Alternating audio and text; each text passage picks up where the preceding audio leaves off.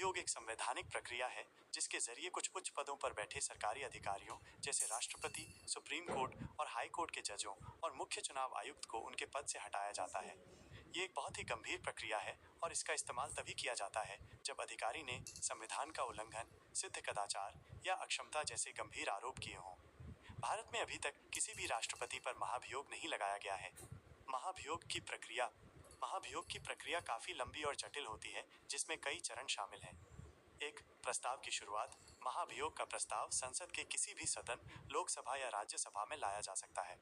लोकसभा में प्रस्ताव के लिए कम से कम 100 सांसदों के हस्ताक्षर जरूरी होते हैं। राज्यसभा में प्रस्ताव के लिए कम से कम 50 सांसदों के हस्ताक्षर जरूरी होते हैं।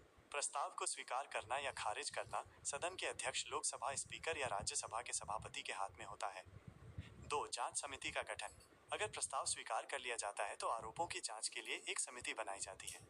यह समिति आरोपों की गहराई से जांच करती है और अपनी रिपोर्ट संसद को सौंपती है। 3. सदन में मतदान। अगर जांच समिति आरोपों को सही पाती है तो प्रस्ताव पर सदन में बहस होती है और फिर मतदान होता है। इस प्रस्ताव को पारित करने के लिए विशेष बहुमत की आवश्यकता होती है। विशेष बहुमत का मतलब है कि सदन की कुल सदस्य संख्या का बहुमत 50% से ज्यादा, साथ ही उस सदन में उपस्थित और मतदान करने वाले सदस्यों के कम से कम 2/3 सदस्यों का समर्थन। 4. दूसरे सदन में प्रस्ताव। अगर एक सदन में प्रस्ताव विशेष बहुमत से पारित हो जाता है तो उसे दूसरे सदन में भेजा जाता है। दूसरा सदन आरोपों की जांच करता है और अगर वे भी इसे विशेष बहुमत से पारित कर देते हैं तो महाभियोग की प्रक्रिया पूरी मानी जाती है। 5. अंतिम आदेश। दोनों सदनों से प्रस्ताव पारित होने के बाद राष्ट्रपति उस अधिकारी को हटाने का आदेश जारी करते हैं।